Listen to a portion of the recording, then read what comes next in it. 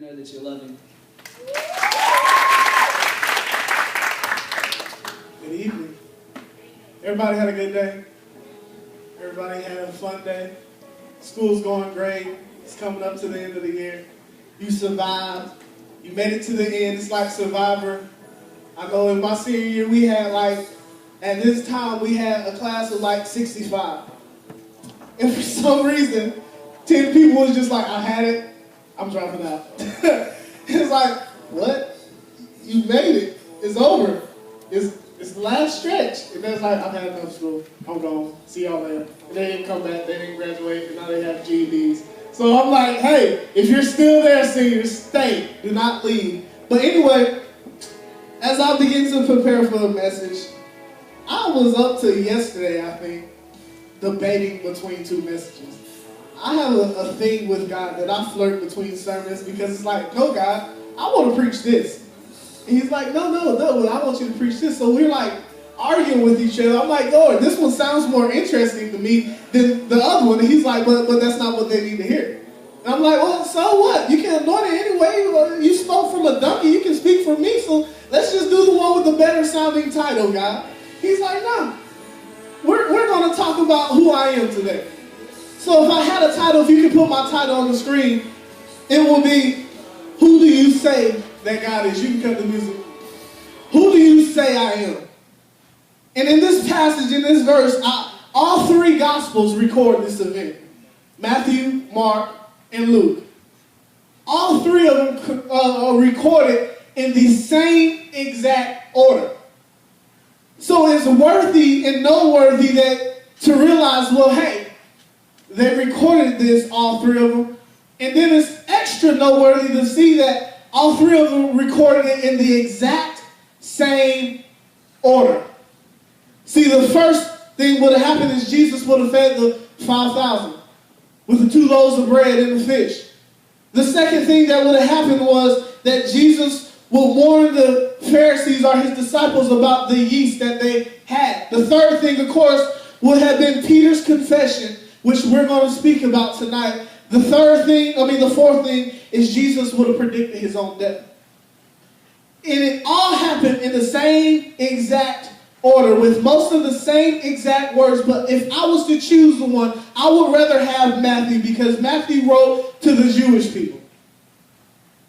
Matthew wrote to those who had a form of religion.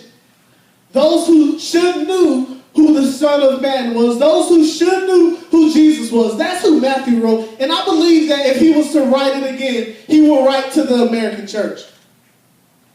He wouldn't write it to Africa. He wouldn't write to Brazil. He would write to American church. The ones who have the tradition. The ones that should understand what's going on. The people that should know who God is.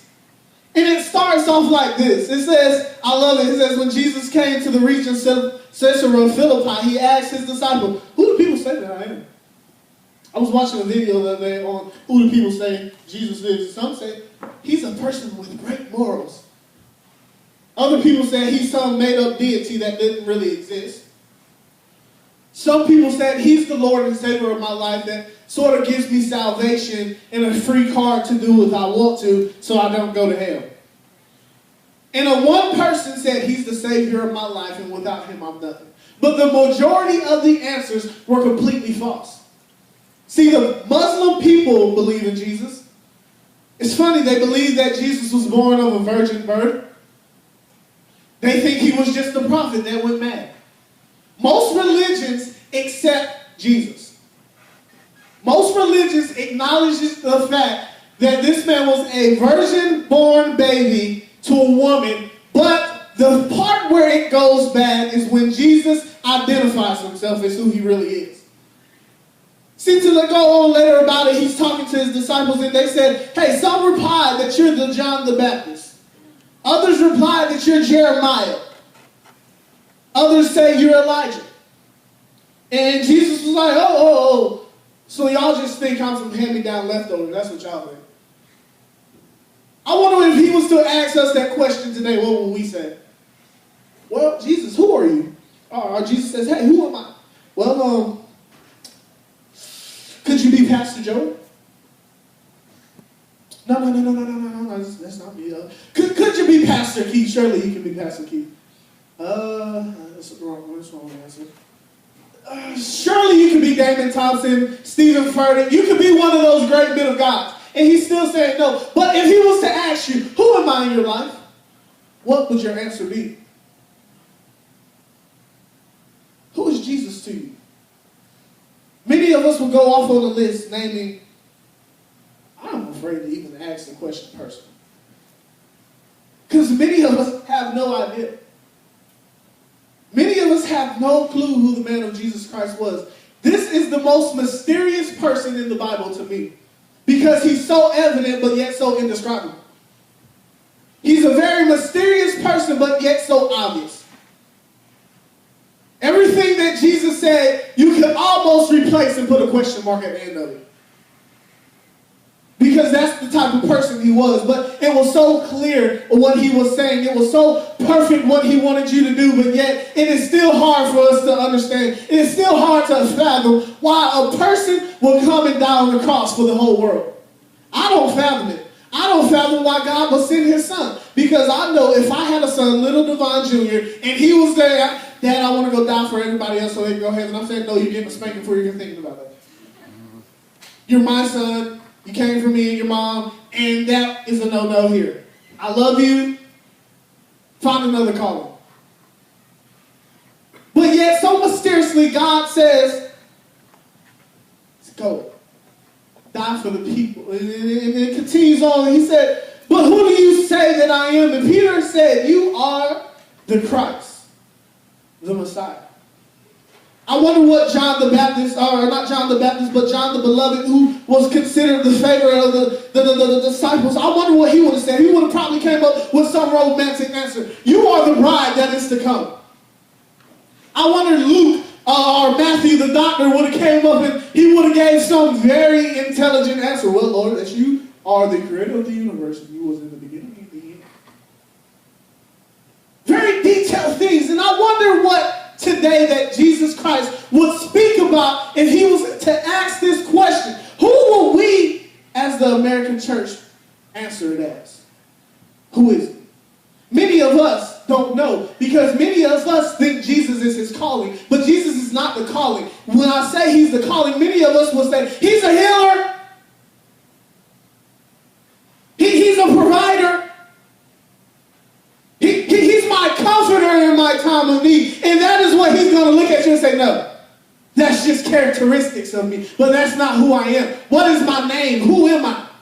And none of us will look backward and say, if those aren't answered, Jesus, then I don't know. See, Joey, at the beginning of his relationship, he would have said to Brooke, who am I? And Brooke would have never known until they got married because then she would have understood the relationship and the man behind what she was seeing. Many of us are at the borderline of, hey, how you doing, Jesus? What do you want for me today? And we never got to the serious point to know who Jesus was. We never crossed the line from ordinary to extraordinary with God to understand the depths of who he really is. Peter, out of all people, should not have been able to answer that question. Peter was as Pastor Joey put, the raw one. The loose cannon, ready to fire off at any time. Hey, they're taking my Jesus. I'm cutting your ear off and you're not going to get him. Hey, Jesus, I want to come out there where you are and I want to walk out. This guy acted out of emotions. I'm thoroughly convinced, but God seen his heart. And God knew that he wanted to go further than any other disciple went. That's why he cut the ear off. But most of us are stuck where John is. And we love you, Jesus, but we're not going to step out the boat. We love you, Jesus, but I'm not going to cut the ear off to defend your name. We love you, Jesus, but I am not going to put myself at risk to get out, to come where you are. See, God is not looking for the Johns or the Matthew answers when it concerns who he is. He's looking at somebody who has a relationship with him. Somebody that knew him in a different way. But if I was to ask you the question, who would Jesus be? You would have to search your relationship with him to find out who he is. Because many of us know him as healer, but few of us know him as Lord. Many of us know him as our comforter, but few of us know him as master. And that is the very thing that Peter began to point out. Lord, that you're the Son of Man. You're the son of the seed of David. And if you would look at that, Adam's name was man. And when you look at Genesis, Jesus said, your son, your seed will step on her head, or on the serpent's head. There it was. That was the revelation in the Bible, that when God spoke it to Satan, Satan began to go crazy because, oh Lord, she's going to have a son and he's going to get me. So I need to get Abram out of the picture. He didn't have a relationship. He didn't have an understanding, a great knowledge of who Jesus was and is to come, who was there in the beginning of the garden. So he killed Abel thinking that he did his job. And God, he threw another wrench. He is the seed of David. The Lion of the tribe of Judah. He began to throw these names out there of the real. He didn't say he is the seed of the healer. He is the master of comfort. That's what many of us just know him as. We know the attributes of Jesus and not the person that who he really is. We know that Jesus is the one that died on us. We get the Sunday school message that, he stretched his arms out and he died on the cross for us. And now that we have the great thing that we can live in salvation and all this and all that good stuff, but we forget that this is the Son of the living God. Do you really, really grasp the concept of the Son of the living God? He's not just your comfort in a time of need, but he's your master, your Lord. I had somebody tell me the other day, and he said, I'm just going to apologize. This is not really a big deal. And I'm like, yeah, you just apologize to the king's son for offending him and see what he does for you. If you go slap the prince of Africa or whatever country it is and just say, I'm sorry, what is he going to do for you? That's what many of us think grace is in America. We can disrespect God and then say, sorry, Lord, grace card, and it's over with. But you forget one of the attributes of Jesus is that he's a righteous judge and that no sin goes unpunished. I wonder what today that you would say your Lord is. I wonder if anybody in here has gone past the outer courts and past the altars and gone behind the veil that was split at Calvary and said, Lord, show me your face. See, in Revelations, they describe this man in the altar of the Lord in heaven, and it said his eyes were like fire. And his hair was like wool. His feet was like the burner's bronze. I wonder if anybody in here seen that Jesus, or the Jesus that the three disciples went on the Mount of Transfiguration and seen, because what they seen was something so gorgeous, so pretty, that they could not describe it. But the prophet Elijah said, or Isaiah said, something about Jesus, nothing about him was attractive. If you were to look at Jesus, you will see an ordinary person, probably an ugly person, which the words that they were used. But they seen something else because they got on the mountaintop to wait and see what God had for them. Which one of you is willing today to get past your seat? Which one of you are getting past the relationship? Which one of you are getting past the handshake with Lord? Lord, I see you. I know that you died on the cross. I know that you're going to come down and you're going to be my great judge. But do you know him as your Lord? Do you have the lordship of God in your life? Some of us in here define him as the season that we're in life. The calmer of the troubled storms. But that's not who he is. Some of us define him as all these other things, but you're still wrong. The very lamb that was slain on the cross. But the greatest thing about this is once that Peter described God, I wonder if, like, Lord Jesus just looked at Peter and was like singing Beyonce song. Say my name, say my name.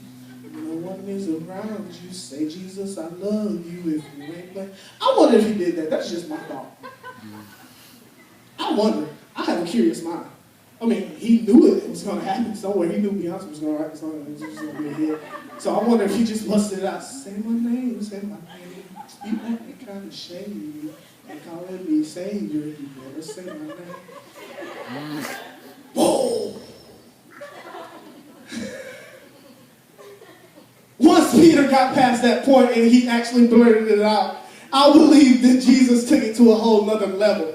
See, if you keep reading down, it says, Jesus replied, "Blessed are you, son of Jonah, for that was not revealed to you by flesh and blood. That was not taught to you by a teacher." Peter, what you just said only can come from my Father. Only could come from a deep, intimate relationship with me. Only could come by sitting and waiting in your prayer closet. Only could come by searching me out and trying to figure my identity out. Peter, what you just said astonished all of heaven. I believe that God was, when Jesus asked the question, God began to get on his throne and he began to get interested in what Peter had to say. He began to get interested in what John had to say. And when they said it, especially the person who said it, it blew heaven away. Because many of us are not qualified to know the Son of Man. I know me personally, if my past was the forefront of my future, I would not be qualified to preach a gospel. I wonder who in here could relate to Peter and say, "Lord, I'm not perfect, but I know who you are. You're the Son of the living God." I wonder who in here can confess and who can know that Jesus Christ is more than enough. Jesus Christ is more than just the fairy tale that we're told since we're little kids in Alabama. But the greatest thing about it is once that Peter confessed who Jesus was, Jesus confessed who Peter was. You will never find yourself until you find out who Jesus is. Most of us are wandering in this life with a lost, perplexed of identity, and we can't figure it out.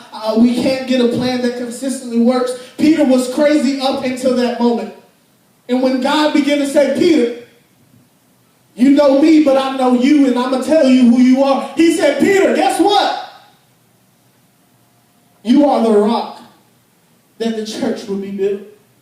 My rock that the church will be built, and the gates of heaven shall not overcome." He gave Peter his calling. He gave Peter his identity. See, Peter, right there, his name meant small stone. But when God said the rock, it meant big boulder, something that was huge. By yourself, you're small, you're infinitesimal, you're nothing without God. But when he gives you, when you identify who he is and he identifies who you are, you automatically go through a growth proposition and God begins to explode on who you are. It's like what he did in the beginning of the universe. When he spoke, something exploded. That's what's going to happen in your life.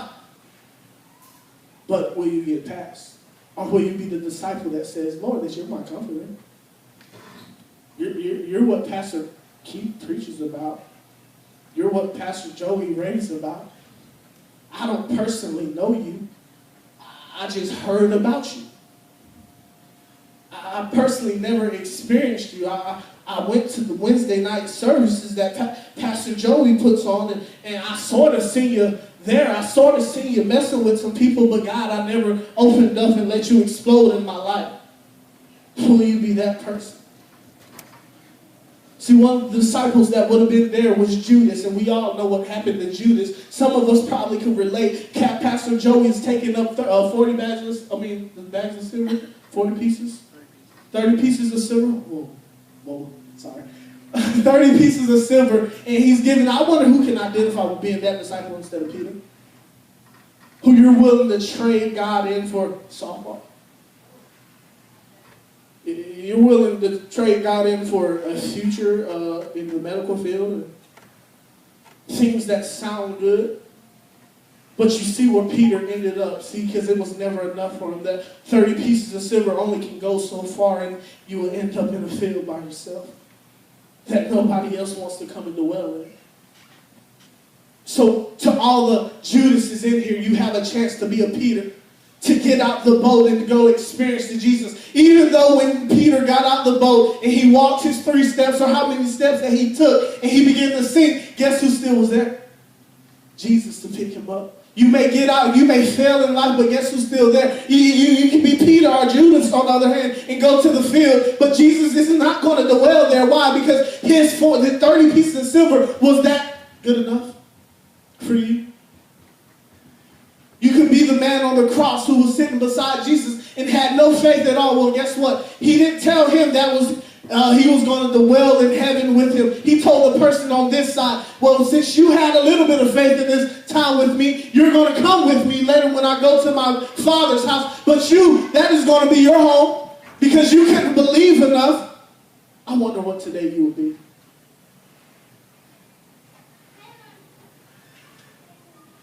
I wonder, would you get out of fishing like he called four of his disciples, get out of the fishing business and come follow, to get to know the master. See, Peter was the same one who on the day of Pentecost spoke and did the great service that got 3,000 people saved in one account.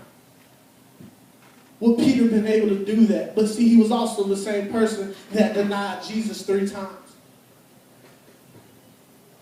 Get out of the boat. All you can do is drown. But Jesus is there. Your Lord is there. Those things, the attributes that you named him to be, yes, he will come through on those, but yet he's still the Son of Man. With everything that I spoke today, with every head bowed, let's do this properly. I wonder today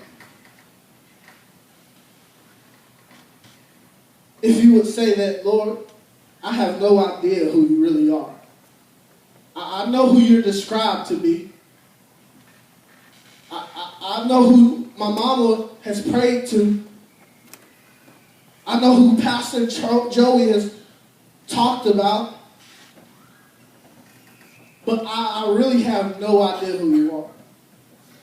If you could be brutally honest, is there anybody in here that would confess, Lord, I really don't know who you are? You can put your hand down. But see, there's another part of this. If there's anybody that can relate to this, because I can sometimes. Lord, I quit and I followed you. But Father, I only knew you by your attributes. I didn't know you by your identity. I only knew you by your characteristics, but I really don't fathom who you really are. Can anybody relate to that? You can put your hands down.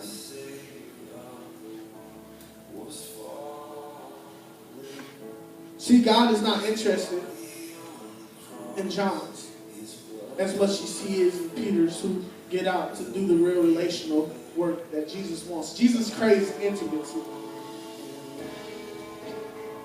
Jesus craves you going further than you've ever been.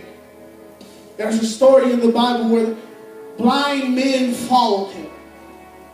How do blind men follow somebody? I have no idea. But they followed him and he kept walking, ignoring them what seemed. But then he automatically turned around and said, your faith has made you well. Go on about yourself. He was testing to see how far they would go. And there's some people in here that Jesus is going to test you to see how far you go. But will you continue on in the face of the storm? Will you continue on when it seems blank and it seems like you're not getting anywhere? That is who Jesus is interested in. He's not interested in the person that only stops fishing and follows for a season.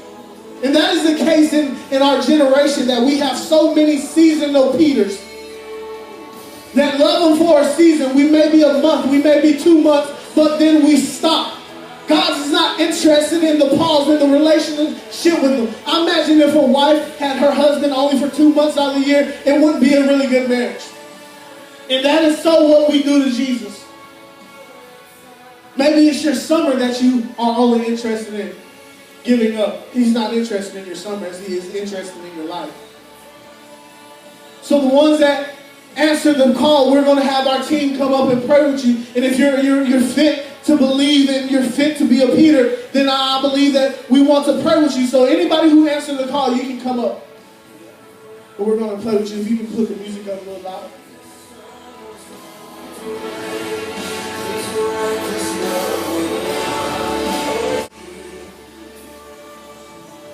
Thank you, pray that tonight that those that are at the altar and even those that are still in your seats, that you're challenged. That you're challenged. That the amazing thing about that story, and like you said, man, it was just, Peter was a loose cannon. Peter was a guy that you never knew what he was going to say. He was short-tempered, bold, say what in the world he wanted to say. But the amazing thing was is that, you know what? Through all of Peter's mistakes, through all of those things, he stood up and said, no, that's my God. You better back off. That's my God. And through that, God knew his heart. God knew his compassion in him. Through his mistakes and through all of his failures and his shortcomings, he saw something in Peter that was amazing. Not that he was any different than any of the rest of the disciples, but there was something about Peter. And tonight, all Jesus is looking for you is just saying, you know what is there something I can build on?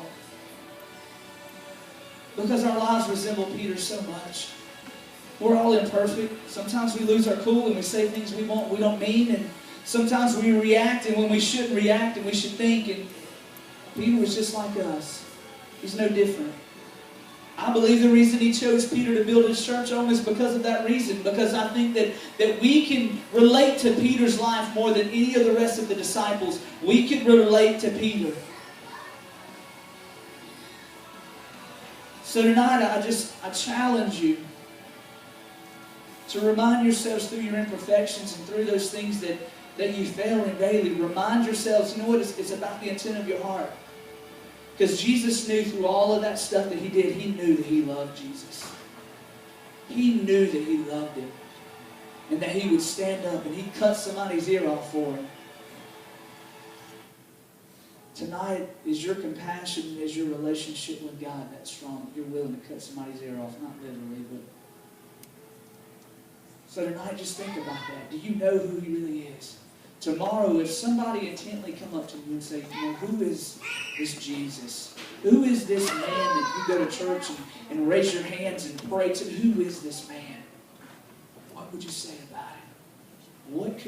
How could you describe uniquely your own personal relationship with him? How could you describe it? What would you say? What would you say? I want you to think about that. What would you say? Who is he to you?